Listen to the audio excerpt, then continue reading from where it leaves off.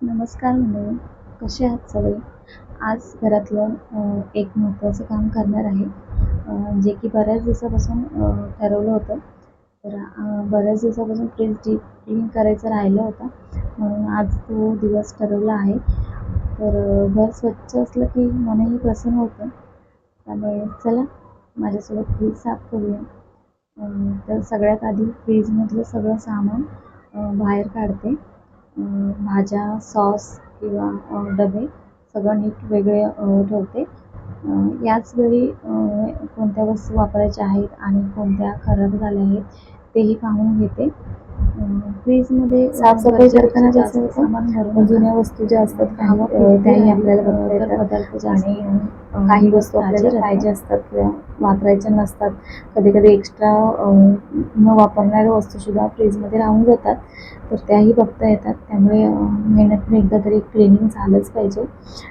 तर वापरायच्या ज्या तर काही काढून टाकाव्या लागतात वस्तू ज्या वापरायच्या नसतात आपल्याला त्यामुळे फ्रीज साफ करणं खूप तर गरजेचं आता हे आहे. सगळे ट्रे आणि शेल्फ बाहेर काढते.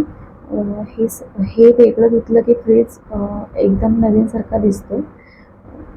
त्यामुळे पूर्ण क्लीन करून घेते.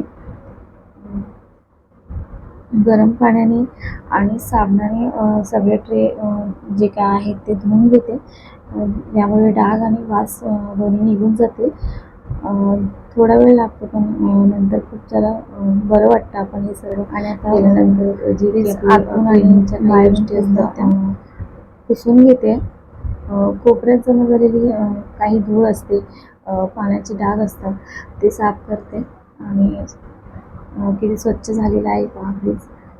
फ्रीज पाहिल्यावर वेगळंच समाधान. भाज्या स्वच्छ झाल्यावरती काही जास्त नव्हत्या फ्रीजमध्ये, भाज्या संपल्या होत्या. त्यामुळे मी आज ठरवलं होतं की यासाठीच की भाज्या सर्व आणायच्या अगोदर फ्रीज पूर्ण क्लीन करून घेणार आहे. त्यामुळे भाज्या जास्त नाही आहेत फ्रीजमध्ये. आता सगळं सामान पुन्हा मीठ लावून घेते. अशा प्रकारे सामान लावलं की वस्तू पटकन सापडतात. जेणेकरून म्हणजे आपण ठेवतो तर आपल्याला माहीत असतं, त्यामुळे पटकन मिळतात त्या. फ्रीज पण थोडा अगदी छान नीट दिसतं. त्यानंतर जे काही सामान पाहिजे आहे ते लावून घेणार आहे फ्रीजमध्ये. आणि काही सामान जे आहे ते जे नाही वापरायचं ते फ्रीजमध्ये पुन्हा नाही ठेवणार आहे, टाकून देईन. मी फ्रीजमध्ये ना काही कडधान्य सुद्धा ठेवते स्टोअर करून, जे की पॅकिंग वगैरे असतात ते. जास्त असं कडधान्य काही आणत नाही, म्हणजे जेवढं लागतं महिन्याला ते यूज होतं. जे की मूग असेल, मटकी असेल, वाल असतात ते, म्हणजे जे काही असे कीड वगैरे लागणारे असतात ते सर्व मी फ्रीजमध्ये ठेवत असते.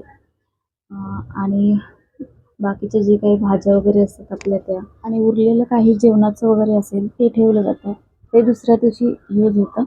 त्यामुळे फ्रीजमध्ये ठेवतो आपण.